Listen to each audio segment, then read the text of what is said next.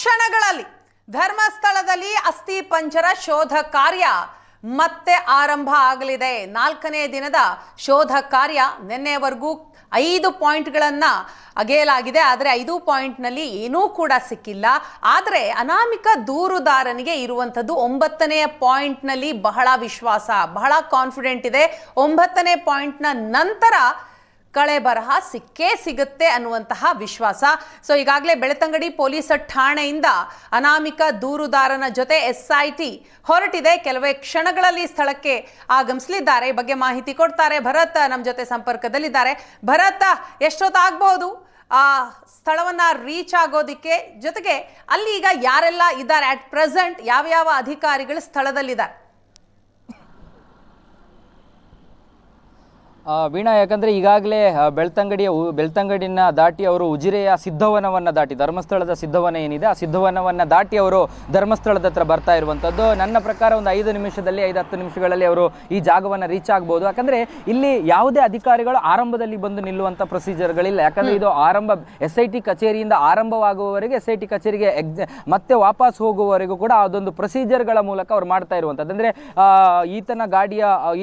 ಈತ ದೂರುದಾರ ಅನಾಮಿಕ ಖಾಸಗಿ ವಾಹನದಲ್ಲಿ ಬರ್ತಾನೆ. ಆ ನಂತರ ಆತನನ್ನು SIT ತನ್ನ ಕಸ್ಟಡಿಗೆ ತೆಗೆದುಕೊಳ್ಳುತ್ತೆ. ಅಲ್ಲಿಂದ ಅವರ ವಾಹನದಲ್ಲಿ ಆತ ಮುಂದುವರಿಬೇಕು. ಅವನ ವಾಹನದ ಮುಂದೆ ಯಾರ ವಾಹನ ಇರಬೇಕು ಮತ್ತು ಅದರ ಹಿಂದೆ ಯಾರು ಇರಬೇಕು, ಆ ನಂತರ AC ದರ್ಜೆಯ ಮ್ಯಾಜಿಸ್ಟ್ರೇಟ್ ಅಧಿಕಾರಿ ಇರಬೇಕು, ನಂತರ ತನಿಖಾಧಿಕಾರಿ ಇರಬೇಕು. ತನಿಖಾಧಿಕಾರಿಗೆ ಅವರು ಕೂಡ ಒಳಗಡೆ ಅವನ ಜೊತೆಗೆ ಇರ್ತಾರೆ. ಹಾಗಾಗಿ ಯಾವ ವಾಹನಗಳು ಅದರ ಜೊತೆಗೆ ಇರಬೇಕು, ವೈದ್ಯರೆಲ್ಲ ಅವರೆಲ್ಲ ಸಾಲಾಗಿ ಬಂದ ನಂತರವೇ ಕಂಟಿನ್ಯೂಟಿಯಾಗಿ ಅವರು ನೇರವಾಗಿ ಜಾಗಕ್ಕೆ ಬರುವಂಥದ್ದು ಮತ್ತು ಅಲ್ಲಿ ಕೆಳಗಡೆ ಇಳ್ಕೊಂಡು ಹೋಗಿ ಅಲ್ಲಿನ ಪ್ರಕ್ರಿಯೆಗಳನ್ನು ಮುಗಿಸಿ ಅವರು ಮತ್ತೆ ವಾಪಸ್ ಆಗುವಂಥದ್ದು. ಹಾಗಾಗಿ ಯಾವುದೇ ಪ್ರಕ್ರಿಯೆಗಳು ಕೂಡ ಪ್ರೊಸೀಜರ್ ಲ್ಯಾಪ್ಸ್ ಆಗದ ರೀತಿಯಲ್ಲಿ ಅವುಗಳನ್ನು ಕಾರ್ಯಾಚರಣೆಗಳನ್ನು ಮಾಡಲಾಗ್ತಾ ಇದೆ. ಸದ್ಯಕ್ಕೆ ಅವರು ಬಂದ ತಕ್ಷಣ ಇಲ್ಲಿ ಒಂದು ಪಾಯಿಂಟ್ ಇದೆ, 8 ನಂಬರ್ ಪಾಯಿಂಟ್, ನೇತ್ರಾವತಿ ಸೇತುವೆಯ ಕೆಳಭಾಗದಲ್ಲಿ. ಅಲ್ಲಿಂದ ಇಳ್ಕೊಂಡು ಹೋಗ್ತಾರೆ. ಇಳಿದುಕೊಂಡು ಹೋದ ನಂತರ ಅವರ ಕಾರ್ಯಾಚರಣೆಗಳು ಬಹುತೇಕವಾಗಿ ಮಾಧ್ಯಮಗಳ ಕ್ಯಾಮ್ರಾ ಕಣ್ಣಿಗೂ ಕೂಡ ಕಾಣೋದಿಲ್ಲ. ಕಾಡಿನ ದಾರಿ ಅದು. ಆದರೆ ಈ ಬಾರಿ ನಮಗೊಂದು ನಿರೀಕ್ಷೆ ಇದೆ. 6 ಮತ್ತು 7 ಮತ್ತು 8ನೇ ಪಾಯಿಂಟ್, ಆ 3 ಪಾಯಿಂಟ್ಗಳು ನದಿ ಭಾಗದ ತಟದಲ್ಲಿರುವಂಥದ್ದು. ತುಂಬ ಒಳಭಾಗಕ್ಕೆ ಅವರೇನಾದರೂ ಕಾಡಿನ ಭಾಗಕ್ಕೆ ಹೋದರೆ ಅದು ಯಾರಿಗೂ ಕೂಡ ಕಾಣೋದಿಲ್ಲ, ಸಾರ್ವಜನಿಕರಿಗೂ ಕೂಡ ಅದು ವಿಸಿಬಲ್ ಆದಂಥ ಜಾಗಗಳಲ್ಲ. ಒಂದು ವೇಳೆ ಆ ರೀತಿ ಆಗದೇ ಇದ್ದರೆ ಒಂದಷ್ಟು ಹೊರಭಾಗದಿಂದ ಆ ಜಾಗಗಳು ನಮಗೆ ಕಾಣುವಂಥದ್ದು, ನಮಗೆ ಕಾಣುತ್ತೆ ಕೂಡ. ಹಾಗಾಗಿ ಅಲ್ಲಿ ಏನಾಗುತ್ತೆ ಅನ್ನುವಂಥದ್ದು ಗೊತ್ತಾಗ್ಬೋದು. ಆದರೆ ಒಂದು ಪ್ರೊಸೀಜರ್ ಇದೆ.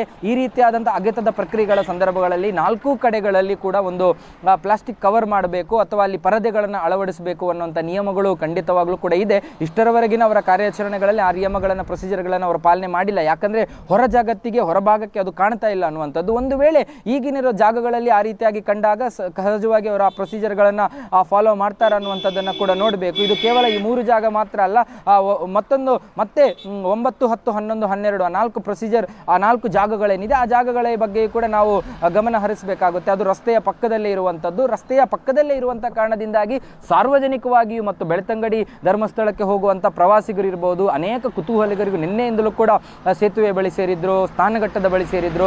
ಅನೇಕರಿಗೆ ನಾನು ಆಗಲೇ ಹೇಳ್ತಾ ಇದ್ದೆ, ನಮ್ಮ ಉಡುಪಿಯ ರಿಪೋರ್ಟರ್ ಕೂಡ ನಿನ್ನೆ ಅದನ್ನು ಬಹಳ ಅದ್ಭುತವಾಗಿ ಒಂದು ವಿಶ್ಲೇಷಣೆ ಮಾಡಿದ್ರು. ಅಲ್ಲಿ ಕಾಳಜಿ ಮತ್ತು ಕುತೂಹಲ ಎರಡೂ ಇದೆ. ಯಾಕಂದರೆ ಕಾಳಜಿ ಇರುವಂಥದ್ದು ಧರ್ಮಸ್ಥಳ ಗ್ರಾಮದ ಜನರಿಗೆ.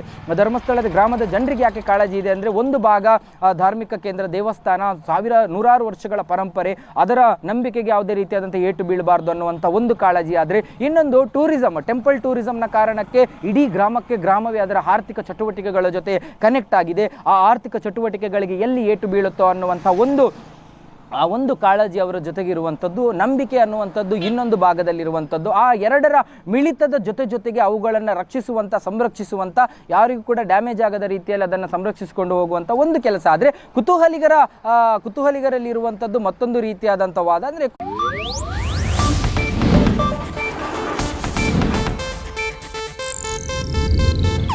ಇದು ಏಷ್ಯಾನೆಟ್ ನ್ಯೂಸ್ ನೆಟ್ವರ್ಕ್ ಪ್ರಸ್ತುತಿ.